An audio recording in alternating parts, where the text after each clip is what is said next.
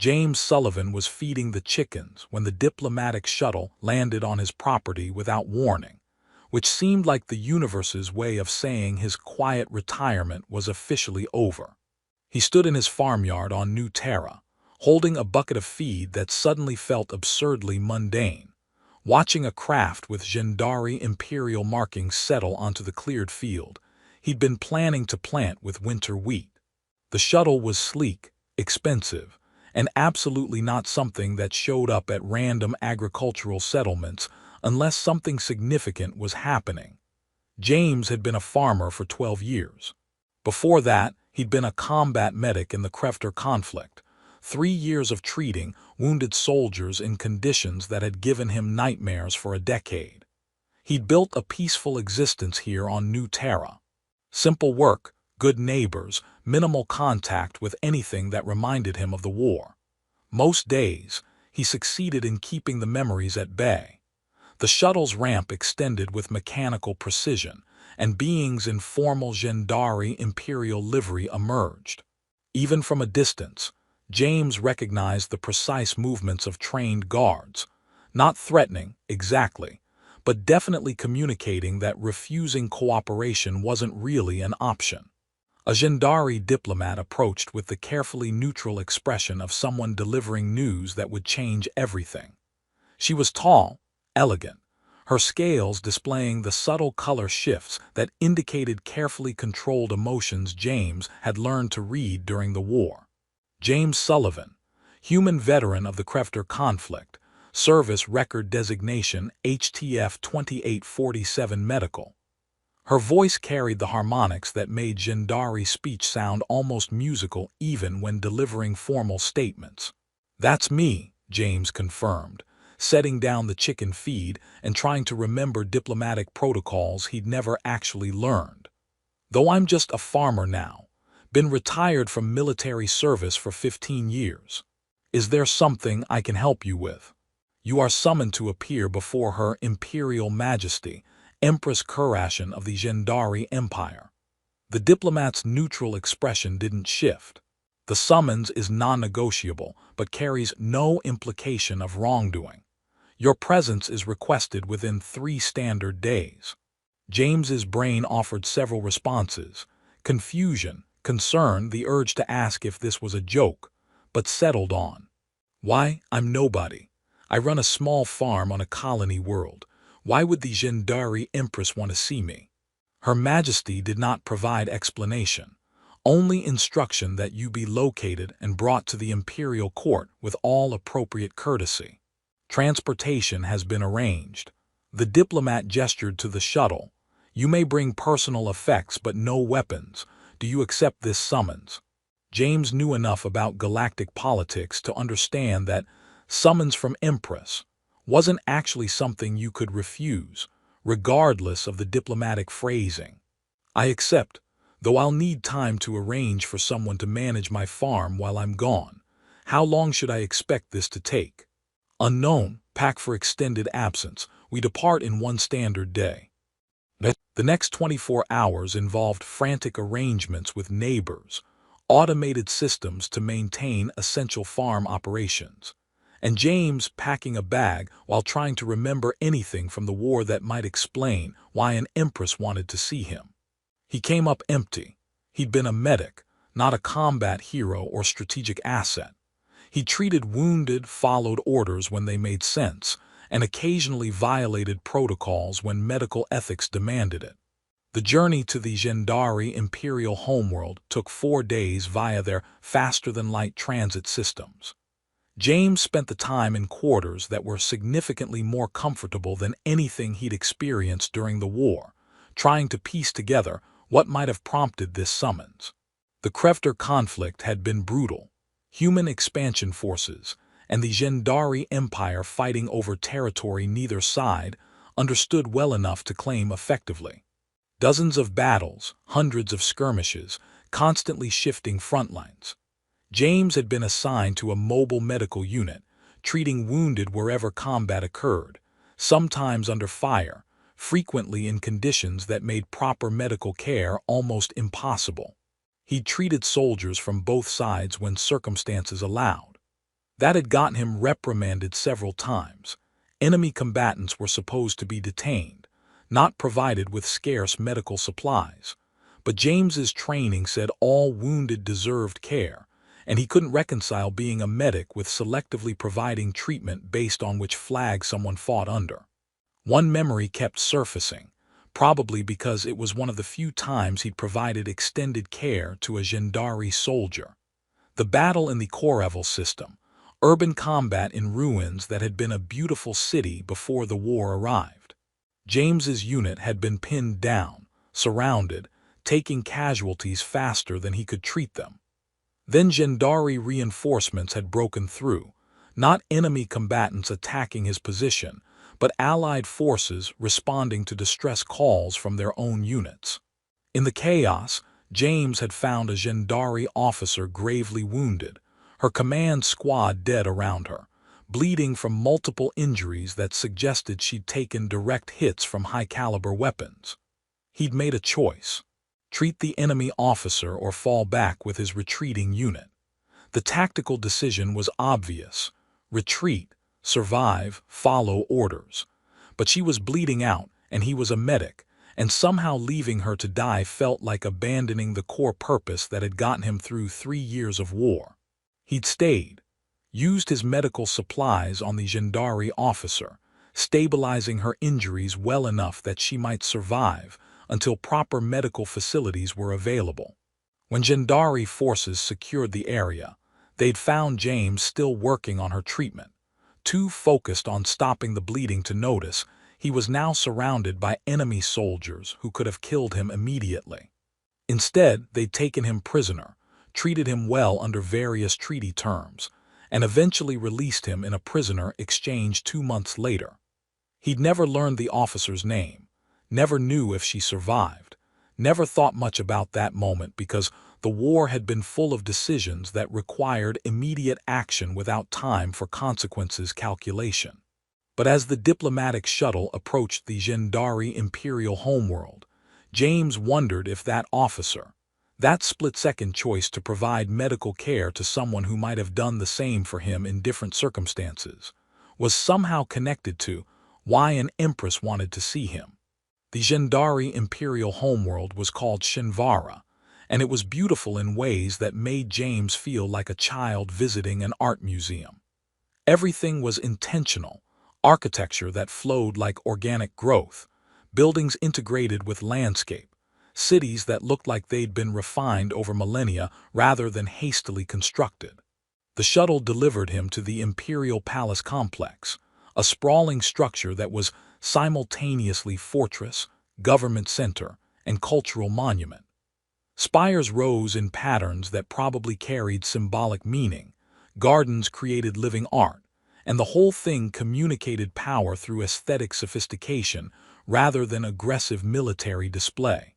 James was escorted through halls decorated with art that predated human spaceflight, past guards whose ceremonial armor probably concealed serious military capability, into reception chambers where protocol officers waited to brief him on proper court behavior. When addressing the Empress, you will use the formal title, Your Imperial Majesty, a protocol officer explained with patient precision. You will bow to 15 degrees. Human physiology prevents the traditional 30-degree Gendari bow, so accommodation has been made. You will not speak unless directly addressed. You will maintain respectful distance of no less than 2 meters unless specifically invited closer. The briefing continued for an hour, covering dozens of details about Gendari court etiquette that James absorbed with the sinking certainty that he would forget at least half under pressure. He'd been a combat medic, not a diplomat. His training involved trauma medicine and triage, not navigating imperial protocols.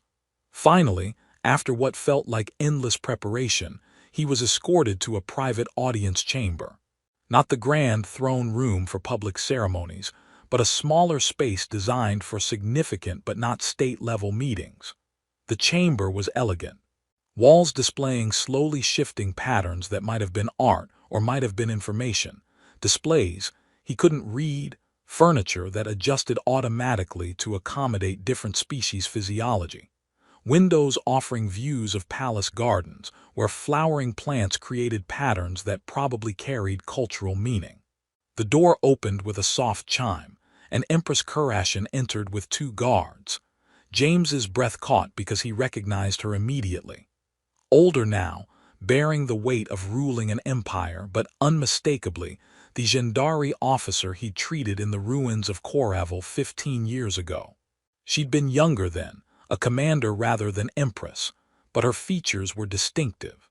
The particular pattern of scales along her jawline, the way she moved with precise military bearing even in formal robes, the scar on her left temple that James remembered from when he'd been desperately trying to stop her bleeding. She studied him with the same intensity he remembered from that battlefield, and James realized she'd been planning this meeting for however long it had taken to locate one retired medic on a distant colony world. "James Sullivan," she said, her voice carrying harmonics that his translator rendered as formal authority mixed with something warmer. "Do you remember me, human?" James bowed to approximately 15 degrees, possibly 14 or 16. His internal angle measurement wasn't precise when his brain was still processing that the Gendari Empress was the officer he'd saved 15 years ago. He managed to keep his voice steady through sheer force of medical training that said panic was counterproductive. "Your Imperial Majesty. Yes, I remember. Koravel System, urban combat zone in what used to be the Merchant District. You were Commander Kurashin then, if I'm remembering your rank insignia correctly. You'd been wounded by weapons fire, multiple fractures to your left side, significant internal bleeding, severe trauma that required immediate intervention to prevent shock and organ failure." Empress Kurashin's scales shifted to colors that James's limited understanding of Gendari body language suggested meant satisfaction or approval. "You remember with remarkable accuracy for an encounter that lasted less than an hour under extreme conditions." "Medical details tend to stick," James said. "You remember your patients, especially the ones where treatment occurred under active combat conditions with limited supplies and significant uncertainty about outcome." She gestured to seating arrangements, and they settled into chairs that adjusted automatically, James's rising slightly to accommodate shorter human height, the Empress's adapting to Gendari proportions. Her guards maintained position near the entrance but didn't approach, suggesting this conversation was meant to be private despite their presence. "I should provide context," Empress Kurashin began. "I was squadron commander during the Koravel engagement, leading forces in territory we'd been assured was uncontested. Intelligence was incorrect. We encountered entrenched human positions and were ambushed with precision that suggested our movements had been tracked and anticipated." She continued with the clinical tone of someone who'd analyzed this battle extensively. "My command squad was killed in the initial attack. I was wounded severely, what you accurately describe as multiple fractures, internal bleeding, trauma that should have resulted in my death on that battlefield. I lost consciousness expecting to die among my fallen soldiers." "But you didn't die," James said quietly.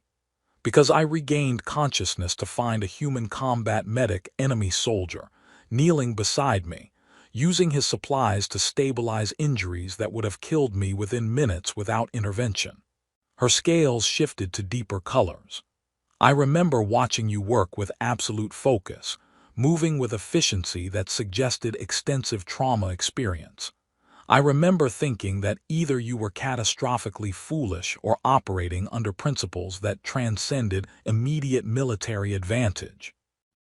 James was quiet for a moment, remembering that battlefield with the clarity that came from choices made under pressure. "You were dying. I had training and supplies that could prevent that. The specifics of which military force you belonged to seemed less important than whether I could keep you alive long enough for proper medical care. That perspective was not universal among your fellow soldiers," the Empress observed. "The Krefter conflict was brutal. Both sides committed acts that prioritized tactical advantage over compassion. Many human soldiers would have considered one less Gendari commander a strategic benefit, would have let me die, and claimed they found me already deceased. Some might have, James acknowledged. But I was a medic. My entire purpose was treating wounded, keeping people alive. I couldn't reconcile that with selectively providing care based on political affiliation. Seemed like if I was going to commit to medical ethics, I should commit to all wounded, not just the ones on my side. Empress Kurashin leaned forward slightly, her attention absolute. I spent months after that battle trying to understand your motivation. Was it political calculation, treating an enemy officer to gain leverage in future negotiations? Moral principle that transcended military context? Simple medical ethics that operated independent of tactical concerns? She pulled up a holographic display showing what appeared to be service records. I had intelligence services investigate your background. You treated Gendari wounded on multiple occasions, always at personal risk, frequently in violation of direct orders from your superiors. You were reprimanded 3 times for providing medical care to enemy combatants when protocols suggested detention rather than treatment. I got in trouble for following medical ethics, James confirmed. My commanding officers weren't always pleased with my interpretation of appropriate medical conduct, but I couldn't figure out how to be a good medic while refusing to treat wounded based on which flag they fought under. Your choice in Korevel saved my life, the Empress said simply. Your medical treatment stabilized me long enough for my forces to secure the area, to find me still alive, to transport me to proper medical facilities, where I received the care that ensured survival and full recovery. She stood, moved to the chamber's windows overlooking the palace gardens. What you could not have known, what neither of us could have predicted, is that I would eventually become Empress. That the wounded commander you saved would rise through military ranks, navigate political complexities, and ultimately lead the Gendari Empire. James processed this, the implications almost too large to grasp. I didn't know who you were beyond injured soldier who needed medical attention. If I'd known you'd become Empress, would it have changed your decision? She turned to face him, her expression unreadable. James thought about this honestly. No, I'd like to think I would have made the same choice regardless of your future political significance. Medical ethics should be independent of outcome calculations. You don't provide care based on whether the patient might later become important. You provide care because they're a person who needs help. Empress Kurashin's scales shifted to colors that definitely indicated approval.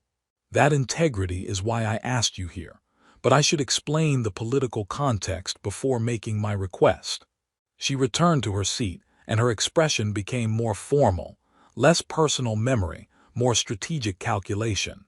The peace between the Gendari Empire and human territories is fragile, Ambassador Sullivan.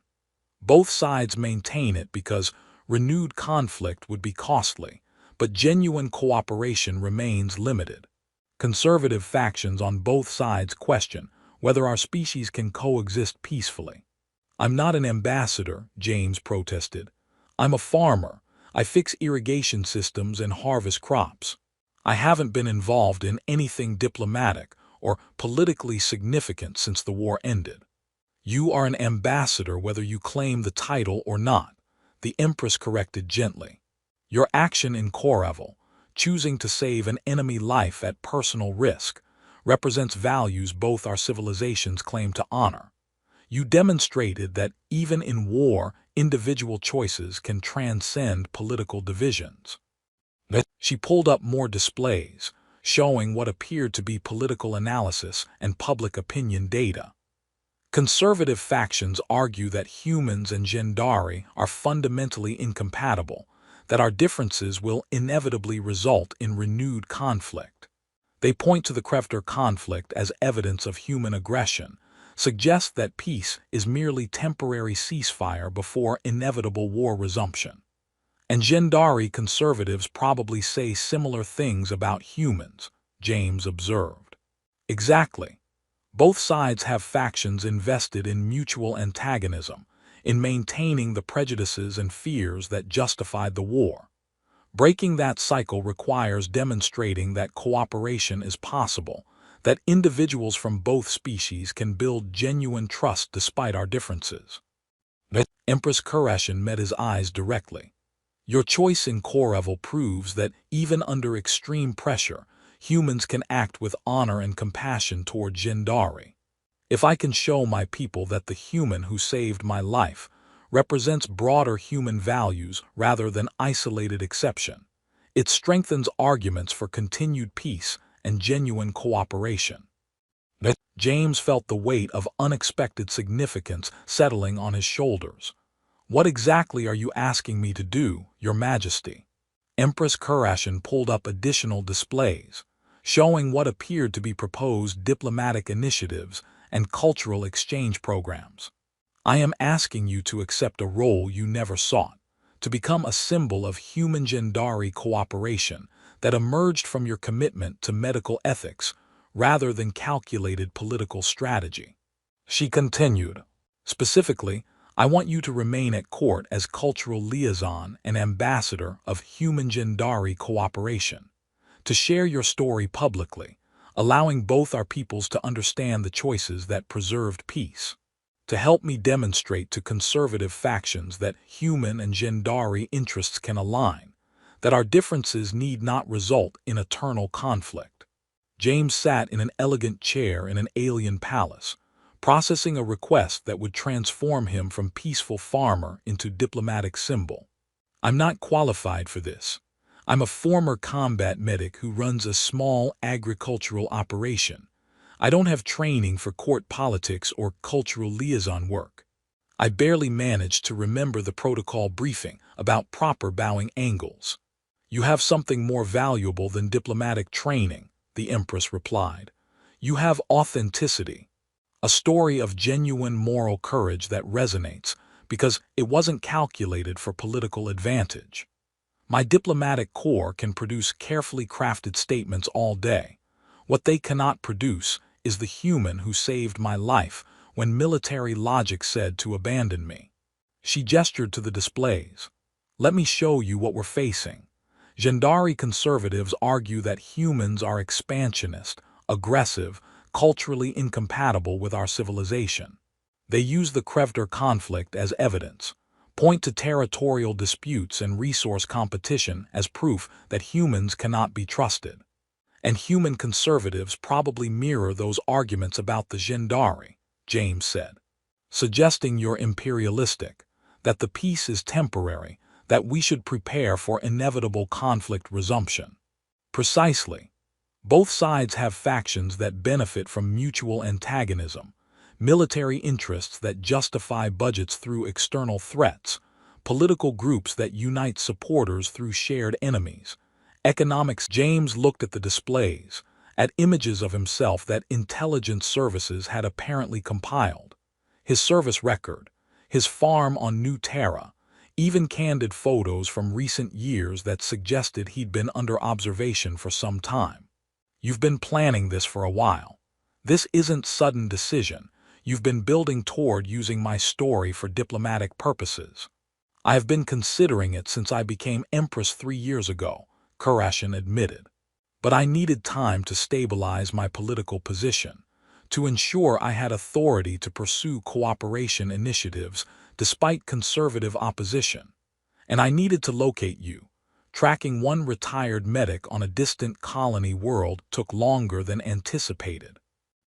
What would this role actually involve? James asked. What am I committing to if I accept? Publicly, appearing at diplomatic events, sharing your story in contexts that promote human Gendari understanding, serving as visible example of cooperation between our peoples. You would attend formal functions, participate in cultural exchanges, allow your experience to be documented in ways that reach both Gendari and human populations. She continued, privately, advising me on human perspectives that pure diplomatic briefings miss, helping me understand cultural contexts and sensibilities that formal reports fail to capture, ensuring my policies account for human values and concerns. You would have direct access to me, ability to speak honestly about issues where human and Gendari interests diverge. And if I fail at this, if I'm terrible at court politics and cause diplomatic incidents through ignorance of proper protocols, then we will navigate those incidents together, the Empress said. I am not asking you to become polished diplomat overnight. I am asking you to be authentic representative of the values you demonstrated in Korevel: honesty, compassion, commitment to principles that transcend immediate political calculation. James stood, moved to the windows overlooking the palace gardens, trying to process the implications. His life had been simple for 12 years: farming, community involvement, peaceful existence far from anything politically significant. Accepting this role meant stepping back into public attention, becoming symbol rather than person, carrying responsibility for human Gendari relations he'd never sought. I have conditions, he said finally. If I'm going to represent human Gendari cooperation, I need to be authentic representative. That means speaking honestly about human perspectives even when they're uncomfortable for Gendari audiences, even when diplomatic smoothness suggests softening truths. I can't be effective if I'm just performing scripted role. Agreed, Empress Kureshin said immediately. Authentic honesty is precisely what makes you valuable. I have sufficient diplomats who provide carefully crafted statements. I need someone who will tell me when human interests genuinely conflict with Gendari assumptions, who will challenge my thinking when I'm operating from cultural blind spots. I also need to be able to return to my farm periodically, James continued. This can't be permanent court imprisonment. I need time away from political intensity to maintain perspective. Also agreed. We will establish rotation, periods at court followed by return to New Terra, ensuring you maintain connection to life outside palace politics. James turned to face her. Then I accept. Though I reserve the right to be terrible at formal court behavior, to probably cause at least 3 diplomatic incidents through sheer protocol ignorance, and to occasionally need extensive coaching on proper honorific usage.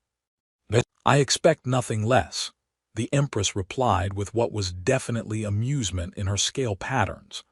We will navigate your cultural mistakes together, turning them into teaching opportunities rather than crises. Your authentic confusion will probably be more endearing than offensive to most observers. She stood, moved to join him at the windows. Thank you, James Sullivan, for choosing to save my life when military logic said to abandon me, for accepting this role when peaceful farming would have been easier, for being willing to build bridges when many prefer to maintain walls.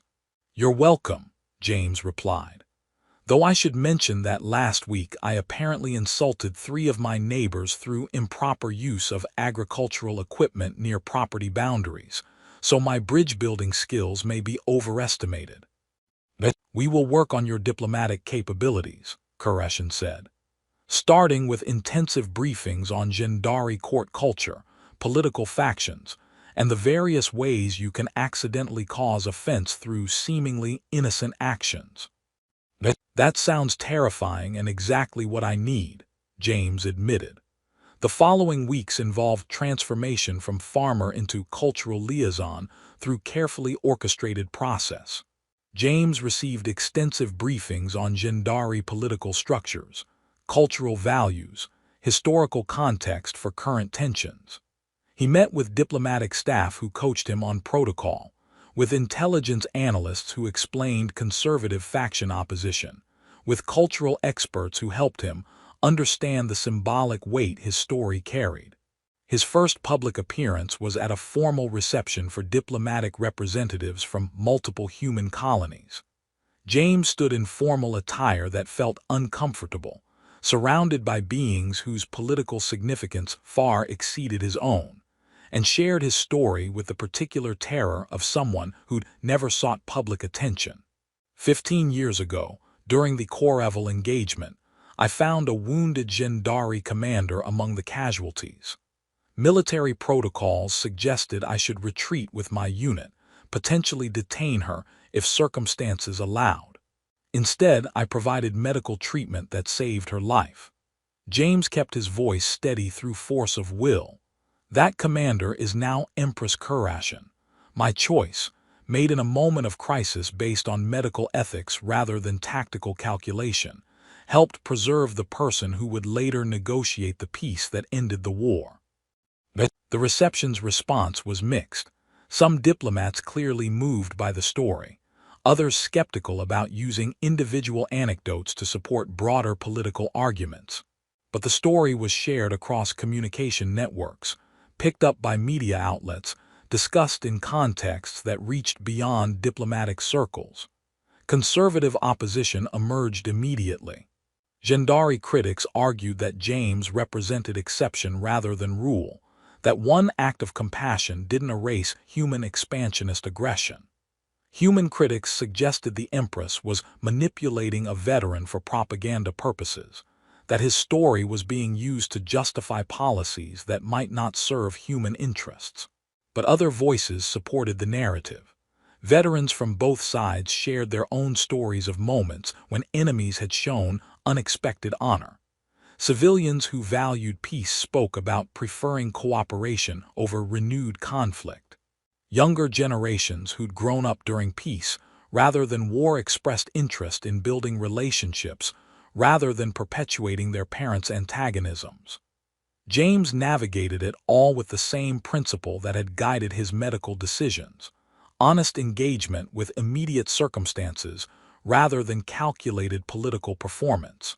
When asked uncomfortable questions about human military conduct during the war, he acknowledged mistakes rather than defending everything. When Gendari audiences questioned whether humans could be trusted, he admitted that trust required ongoing effort from both sides rather than automatic assumption. His authenticity resonated precisely because it was uncomfortable. He didn't provide simple narratives about virtuous humans and villainous Gendari or vice versa. He acknowledged genuine conflicts of interest, legitimate grievances on both sides, real differences in values and perspectives. But he also insisted those differences didn't require eternal antagonism, that cooperation served both species better than perpetual preparation for renewed war. 6 months into his role as cultural liaison, James stood in the palace gardens during a rare quiet moment, watching Gendari flowering plants create patterns that probably carried symbolic meaning he still didn't fully understand. His communicator chimed with another request for appearance at diplomatic function, another opportunity to share his story, another chance to be symbol rather than person. "You look contemplative." Empress Kurashin's voice came from behind him. She developed habit of finding him during these quiet moments, checking on his well-being without the formality that characterized their public interactions. "Just thinking about how strange my life has become," James replied. 6 months ago, I was worried about irrigation system maintenance and chicken feed costs. Now I'm apparently ambassador representing human Gendari cooperation, and people are analyzing my every public statement for political implications. Regret accepting the role. She moved to stand beside him, her formal bearing relaxed in the private garden space. "Ask me again in a few more months," James said.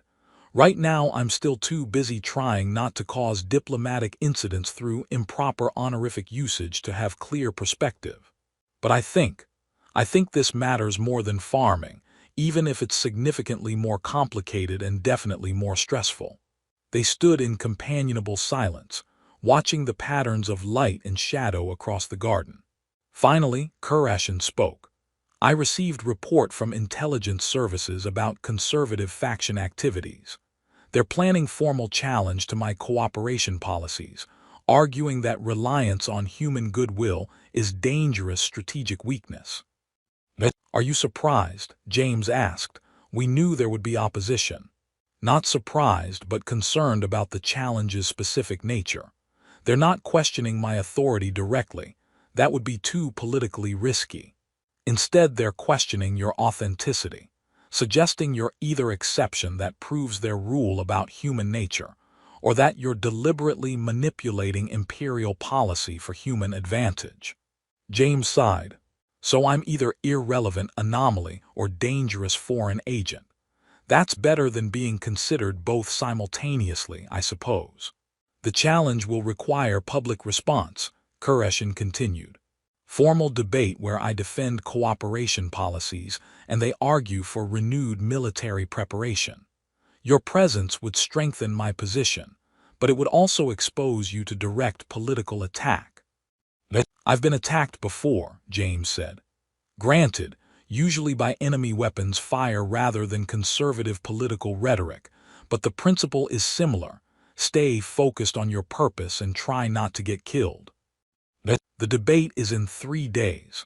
I need to know if you're willing to participate, to defend the cooperation we're building despite personal cost.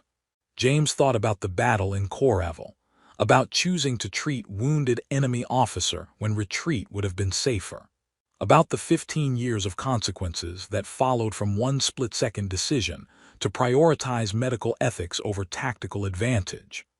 I'm willing, he said, though I should warn you that I'm significantly better at trauma medicine than political debate, so my contribution will probably be more earnest honesty than sophisticated rhetorical strategy.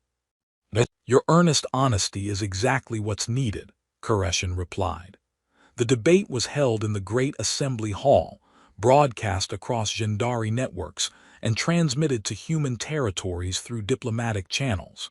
James stood beside Empress Qureshi, while conservative faction leaders presented their arguments with sophisticated political language that boiled down to: humans can't be trusted, cooperation is dangerous, preparing for war is safer than hoping for peace. When his turn came, James spoke with the directness of someone who'd never planned to be in this position. I'm not a politician or a diplomat.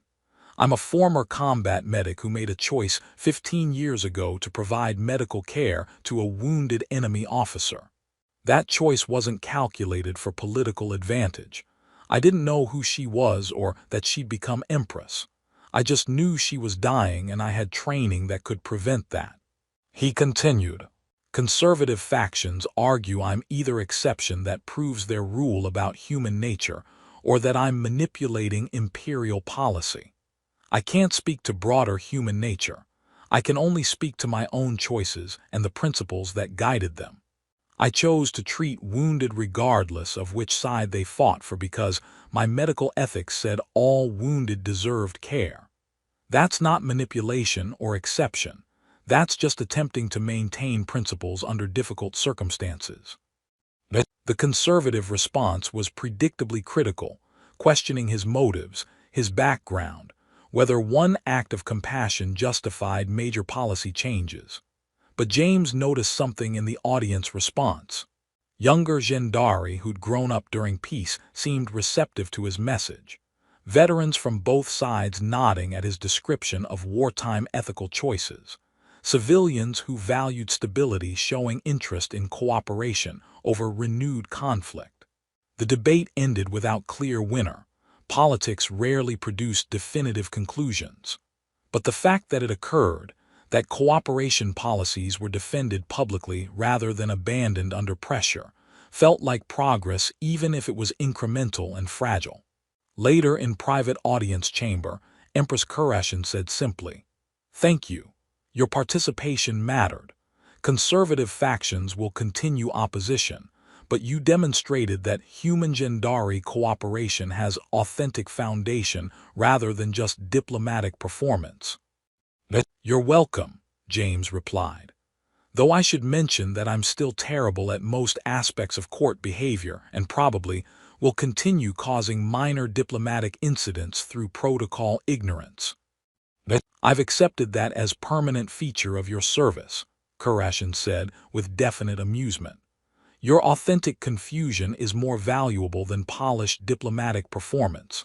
It reminds everyone that you're a genuine person, rather than carefully constructed political symbol." James continued his role as cultural liaison for 3 years, building relationships across species barriers, demonstrating through daily choices that cooperation was possible when individuals committed to genuine understanding. The peace between humans and Gendari strengthened, not because ancient animosities disappeared, but because enough beings chose to honor the values that James represented. His story became part of both cultures' understanding of the war and its aftermath. The human combat medic who saved the future Empress's life, demonstrating that even enemies could recognize each other's humanity. It was used in educational materials, referenced in diplomatic negotiations, cited as evidence that cooperation served both species better than perpetual conflict. The story concludes with James eventually returning to his farm on New Terra, having served his time as cultural liaison and ambassador. But he maintains connection to the imperial court, continues to advise on human-Gendari relations, remains symbol of the cooperation he helped build. "Do you remember me, human?" Empress Kurashin had asked, and the answer was yes. He remembered the wounded commander he'd chosen to save, the moment that should have been insignificant becoming foundation for peace between civilizations. Sometimes the most important choices are made without knowing their consequences. Sometimes saving one life changes trajectories of billions. Sometimes simple commitment to principles, medical ethics, compassion, honor toward enemies, builds bridges that calculated political strategy could never construct. James Sullivan had been that person, making that choice, discovering that one decision in a moment of crisis could ripple across years and species, proving that hearts and principles could indeed influence the balance between civilizations when individuals chose